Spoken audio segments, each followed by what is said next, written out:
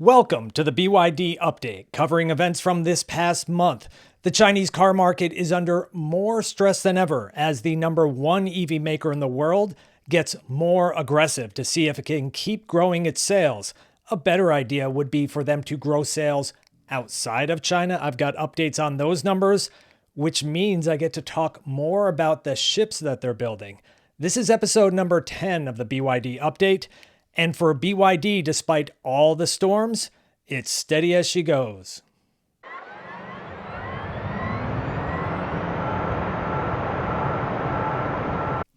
Earlier this year, BYD's plant in Brazil was in trouble, facing labor abuse allegations. Apparently, that's all in the past. They held a ceremony there to officially begin production of the affordable seagull that's called the Dolphin Mini in South America. BYD claims an annual capacity of up to 150,000 units, so let's add that to the chart and make it official. This is huge. Imagine if the number two EV maker in the world announced plans for a plant in Brazil.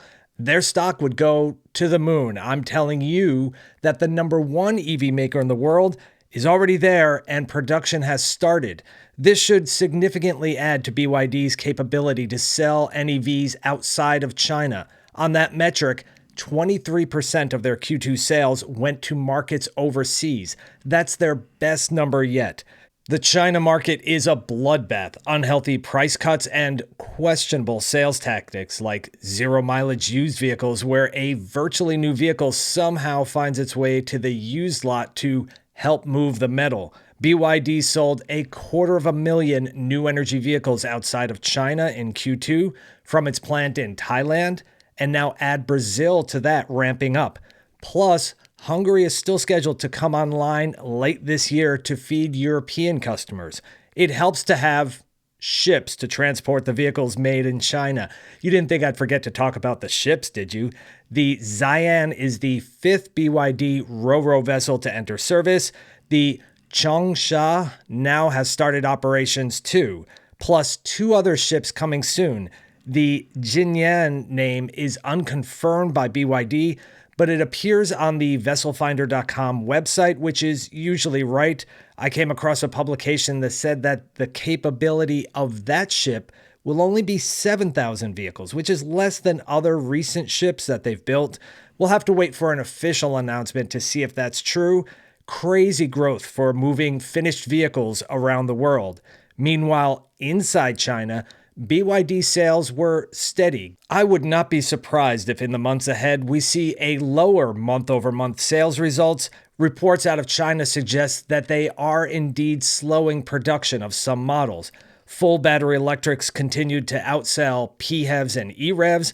BYD is clearly the number one EV maker in the world, and it's not even close. If anything, I'm going to keep my eye on Geely to see how close their BEV sales come to Tesla's by the end of the year.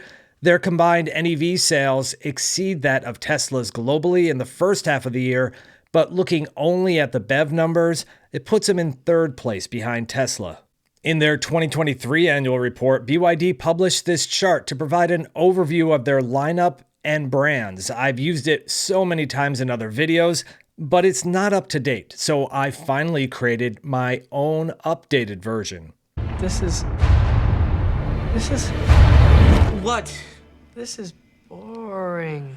Yeah, I know. I really don't like the format either. It's boring, but it's a start, and I don't think it's complete either. In some cases, I show the alternate names for vehicles that I mentioned before, like the Seagull is called the Dolphin Mini in some other markets, but it's also called the Dolphin Surf in Europe, so I guess I need to make a bigger chart. I also included the lesser mentioned vehicles that are BYD fleet vehicles.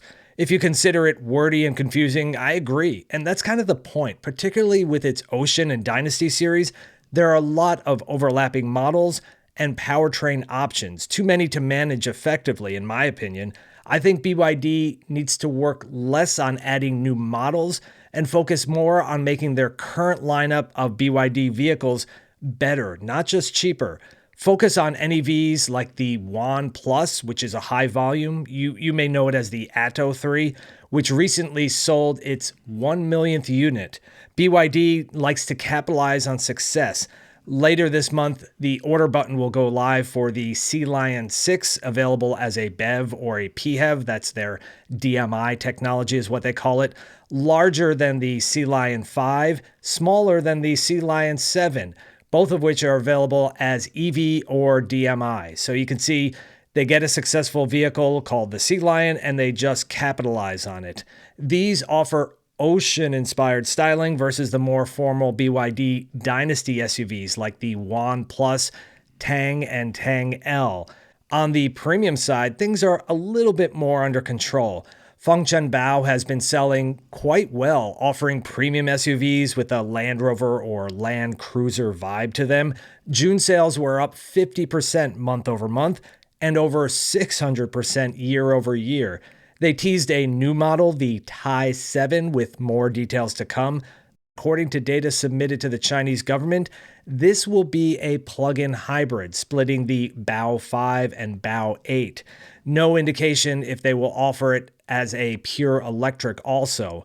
Also from Fang Cheng Bao is an OTA update for the Bao 8 with its Huawei Quanqin intelligent driving system. Unlike other BYD vehicles that use their God's Eye or D-Pilot system, the Fang Cheng Bao 5 and 8 offer intelligent driving from Chinese tech giant Huawei.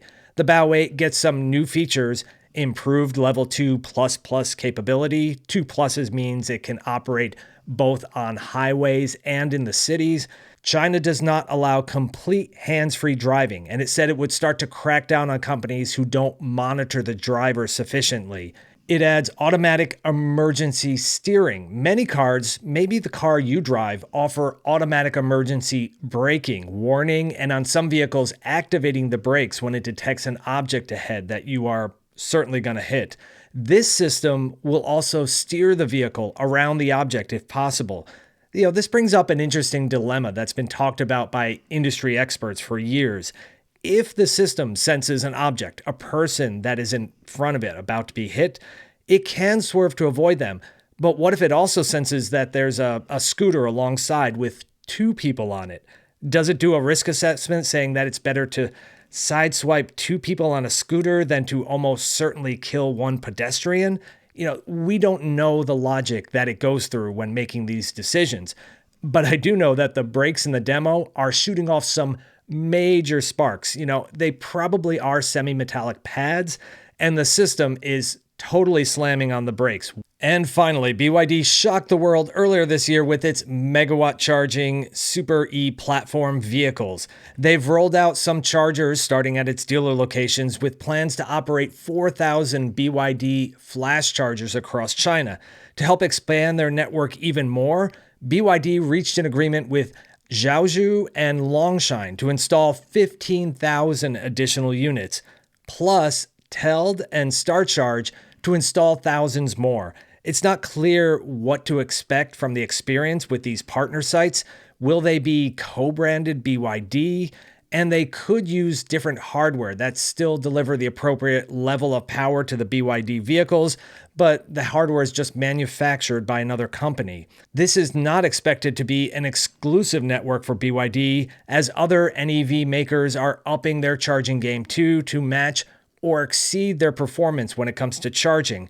Up next likely would be Europe, as BYD executive Stella Lee recently confirmed that they'll be working on a megawatt network in that market too, planned to roll out in the next 12 months.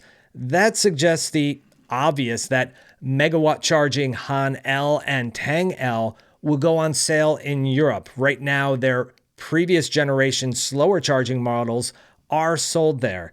And this too would almost certainly be not exclusive to BYD vehicles, as other European automakers are upping their fast charging game and could benefit from the higher powered chargers in public places. Well, that's a wrap for this episode of the BYD Update. Don't be surprised to see BYD sales cool off in China. Sales outside of China are going to have to save the day. And when the Fang Cheng Bao Tai 7 gets revealed, I'll do a dedicated video on that SUV. So if you're not already subscribed, you know what to do, and thanks for watching.